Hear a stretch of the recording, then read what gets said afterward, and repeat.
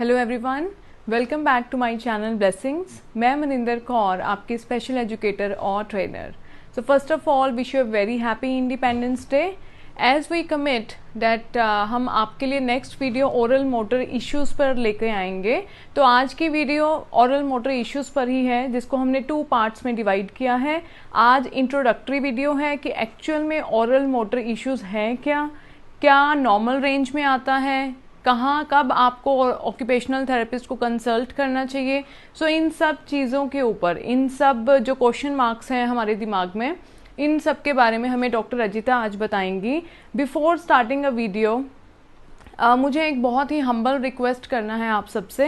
कुछ प्रॉब्लम्स आ रही हैं हमें आगे फर्दर वीडियोस बनाने में, क्योंकि हमें कोई वॉलंटियर बच्चा नहीं मिल रहा है जिसके ऊपर डॉक्टर रजिता सारी स्ट्रेटजीज को परफॉर्म करके दिखाएं। देखिए, अगर हम आपको प्रैक्टिकल सेंस में ओरल मोटर मसाजेस ये सब कुछ करके दिखाएंगे, तब उसका जो बेनिफिट है वो आप लोग उठा पाओगे। अभी मेरे पास तो रीत थी, इसलिए मैं आपको हर चीज़ प्रैक्टिकली करके दिखाती थी, बट हैदराबाद में डॉक्टर रजिता को वॉलंटियर नहीं मिल रहा है, वॉलंटियर बच्चा। सो मैं चाहती हूँ कि जैसे हम लोगों ने ये रिस्पॉन्सिबिलिटी उठाई है सोसाइटी को सर्व करने की, वैसे प्लीज़ कोई भी पेरेंट सामने आए, मुझे मेल कीजिए। मैं आपको डॉक्टर रजिता का पर्सनल नंबर दूंगी, आप उनसे कंसल्ट कीजिए और प्लीज़ अपने बच्चे को आगे लेके आइए। ऐसा नहीं है कि हमें आपका स्पेशल किट ही चाहिए। अगर आपका कोई एल्डर या यंगर बच्चा और है तो प्लीज़ आप उनको सामने लेके आइए। ये तो एक अपॉर्चुनिटी है जो कि आपके बच्चे को दी जा रही है सोसाइटी को सर्व करने के लिए। ओके, सो वीडियो स्टार्ट करते हैं। होपफुली आप मेरा इस हम्बल रिक्वेस्ट का रिस्पेक्ट करेंगे और फटाफट से आप एक वॉलंटियर सामने लेके आएंगे। सो स्टार्ट करते हैं ओरल मोटर इश्यूज से डॉक्टर रजिता का वीडियो। हेलो पेरेंट्स, मैं रजिता आकुला, आपकी occupational therapist. Happy independence day to all. So जैसे हम लोग ने लास्ट वीडियो में डिस्कस किया था कि इस बार हम ओरल मोटर इश्यूज़ के बारे में बात करेंगे, right. So we have divided this video into 2 parts, part 1 and part 2. Today in part 1 we'll discuss about the introduction of oral motor issues, and part 2 will discuss about the strategies of oral motor issues, right.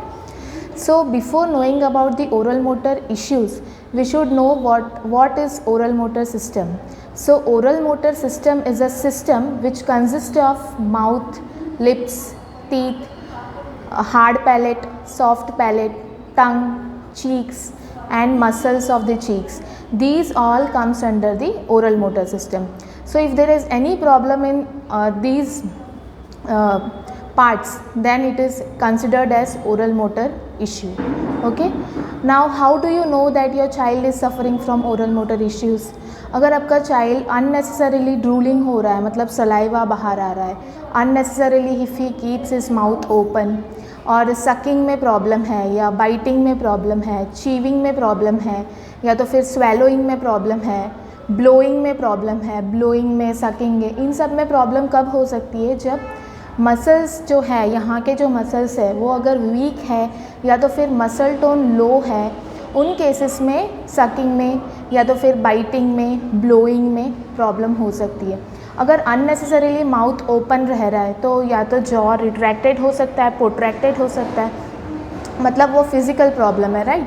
तो इनके साथ साथ अगर jaw open ही रह रहा है तो फिर उसकी वजह से सलाइवा भी निकलता ही रहता है, that is known as drooling. Okay, so drooling अगर प्रॉब्लम है, इश्यू है, हमेशा सलाइवा निकलते रहता है, तो that is also a oral motor issue. And next is sensory issues भी हो सकते हैं, जैसे हार्ड चीज़ें ही खाते हैं बच्चे या सॉफ्ट चीज़ें खाना पसंद है, क्रंची चीज़ें खाना पसंद है, then it is considered as sensory. कि या तो फिर कुछ ना कुछ बाइट करते रहते हैं, कुछ ना कुछ चीव करते रहते हैं, फटाफट ऐसे टंग को बाइट कर लेते हैं, या तो टीथ ग्राइंडिंग बोलते हैं ना वो, तो उनको क्या होता है कि वो लोग प्रोप्रायोसेप्टिव जो इनपुट है वो सीकिंग बिहेवियर होता है उनको। ये बच्चे जो फिज़िकल जो होता है उनका जब कूदते रहते हैं। ओके, सो ऐसे जो होता है फिज़िकल में उनका प्रोप्रायोसेप्टिव इनपुट कैसे होगा? कूदते रहेंगे, भागते रहेंगे जैसे। तो ओरल में कैसे होगा कि वो लोग बाइट करते रहेंगे या तो कुछ ना कुछ चीव करते रहेंगे, दैट इज़ ओरल। ओके। सो ऐसे अगर सेंसरी प्रॉब्लम्स होते हैं ओरल में तो भी ओरल मोटर इश्यूज़ हो सकते हैं सेंसरी प्रॉब्लम की वजह से। अगर सेंसरी सीकिंग बिहेवियर है तो हमेशा कुछ ना कुछ माउथ में रखा रहेगा, हमेशा कुछ ना कुछ चीव करते रहेंगे, right.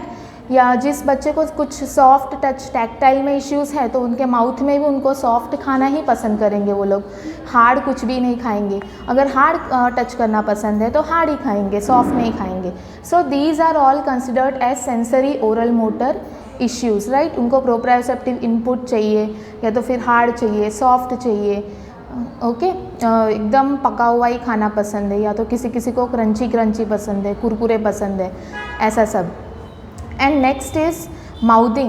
Mouthing is very common, but before that we should know that mouthing is common up to the age of 24 months, means 2 years and 2.5 years तक mouthing कॉमन है, क्योंकि बच्चे माउथिंग से ही एक्सप्लोर करते हैं। It is a exploratory function in infants. तभी उनके हाथ और पैर इतने मतलब डेवलप नहीं होता है उनका ग्रॉस मोटर फंक्शन, राइट। तो वो लोग माउथ से एक्सप्लोर करते हैं। Everything they put into their mouth and explore the environment. They try to explore everything by putting into their mouth. So it is common up to the age of 2 years। अगर 2 years तक बच्चा mouthing कर रहा है then it is absolutely common, absolutely right, no need to worry about that. If child is mouthing beyond the age of 2 years, then you should first consult your pediatrician, because अगर कोई deficiency है, जैसे iron deficiency है, ऐसे कोई deficiency होते हैं जिसकी वजह से बच्चे माउथिंग करते हैं, तो पहले आप आपके पेडियाट्रिशियन से कंसल्ट कीजिए कि कुछ माउथिंग कर रहा है बच्चा तो कुछ डेफिशिएंसी तो नहीं है, उसके सारे टेस्ट करवाए। वहाँ पे अगर कंक्लूड हो गया कि there is no deficiency, then also child is mouthing, then you should consult your occupational therapist और स्पीच थेरेपिस्ट। तो एक थेरेपिस्ट के हिसाब से बच्चा माउथिंग कब करता है? जब उसको ओरल अवेयरनेस नहीं होता है, उसको चीज़ों की अवेयरनेस नहीं होती है उनको, तो वो सब कुछ माउथ में रख के अवेयर करना, मतलब जानना चाहता है कि वो क्या है, तो वो हमेशा माउथिंग करते ही रहता है ताकि उसको पता चले, वो अवेयर हो सके। या तो फिर जैसे मैंने बताया सेंसरी प्रॉब्लम है तो इनपुट सीख करने के लिए, प्रोप्रायोसेप्टिव इनपुट सीख करने के लिए हमेशा माउथिंग करते रहते। Second reason, okay.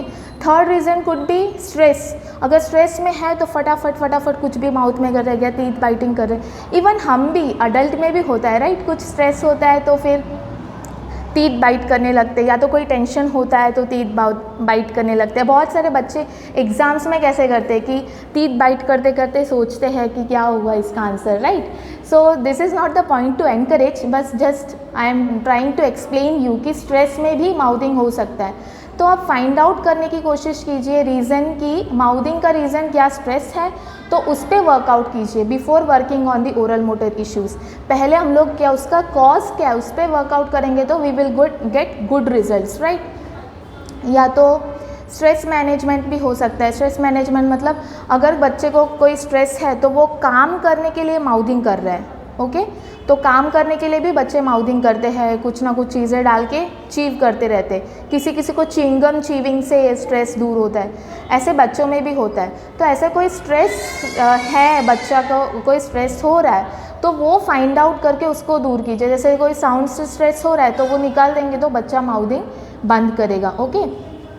And third reason mouthing का क्या हो सकता है कि ये सेंसरी हो गया एक तो, और ये दिस अवेयरनेस, ओरल अवेयरनेस का हो गया, ओके।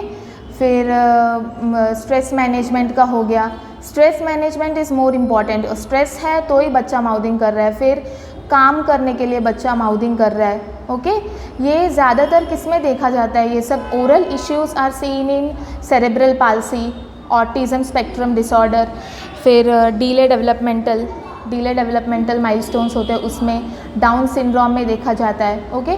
दीज आर, और बहुत सारे हैं जो जहाँ माउथिंग कॉमन होता है, माउथिंग और ओरल इश्यूज़ कॉमन होते हैं।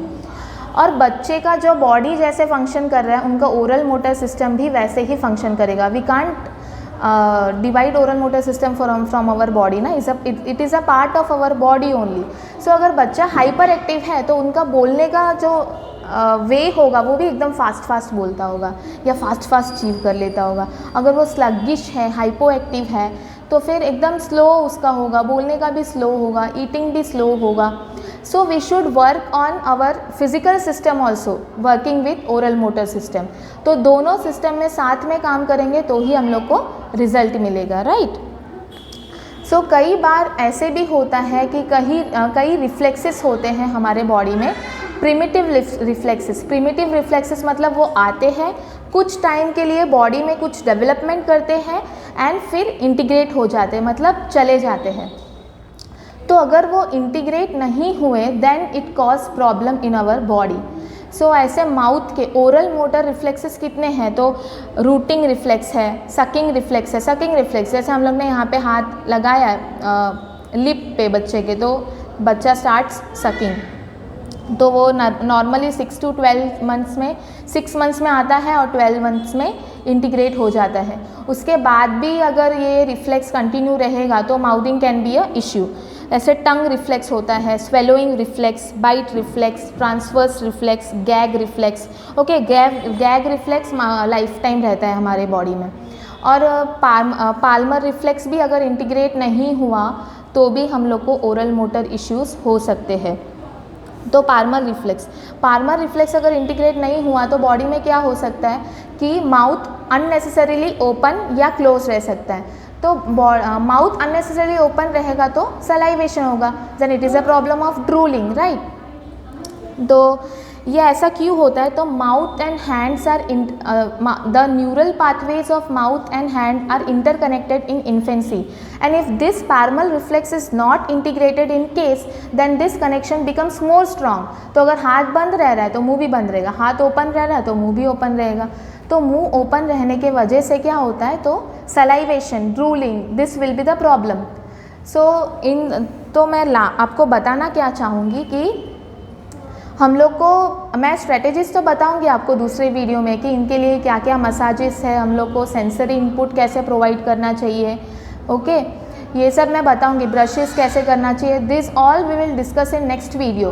But before that I would like to clear you one thing कि आपको पहले रीज़न पता होना चाहिए कि क्या रीज़न है ओरल इश्यूज़ के पीछे। कोई सेंसरी रीजन है, कोई फिज़िकल रीज़न है, या तो बच्चे को कोई स्ट्रेस है, क्या रीज़न है, ड्रूलिंग किस वजह से हो रहा है, या मसल्स वीक हैं बच्चे के। तो first you should consult your occupational therapist before starting anything. अगर आपको पता चल गया कि प्रॉब्लम ये है, सपोज उसका माउथ ओपन रह रहा है या सलाइवेशन हो रहा है, तो उसके मसल्स वीक है, राइट, तो उसके मसल्स वीक है, then you can do massages and oral motor exercises. अगर आर्टिकुलेशन में कोई प्रॉब्लम है then you can do tongue exercises, okay. So after knowing the reason you can follow the strategies, but before knowing the reasons you can't follow the strategies। जैसे प्रोप्रायोसेप्टिव input बच्चा सीख कर रहा है, उसके वजह से उसको अगर माउथिंग हो रहा है, तो आप खाली मसाजेस और ब्रशिंग करेंगे तो उससे वो ट्रीट नहीं होगा, हम लोग को कोई रिजल्ट नहीं मिलेगा। तो आप अगर ऑक्यूपेशनल थेरेपिस्ट को कंसल्ट करके उसका पूरा असेसमेंट करवाएंगे तब उनको पता चलेगा कि ये बच्चा प्रोप्रायोसेप्टिव सीकिंग बिहेवियर है इसमें। तो हम लोग बॉडी को भी प्रोप्रायोसेप्टिव इनपुट देंगे, जैसे बॉडी काम होते जाएगा तो ऑटोमेटिकली ओरल मोटर सिस्टम भी काम हो जाएगा। जैसे मैंने समझाया कि ओरल मोटर सिस्टम को हम लोग अलग नहीं कर सकते, it is a part of body only, okay. So we can treat like this. So before doing anything, please consult your occupational therapist, know the reason and then follow strategies, okay.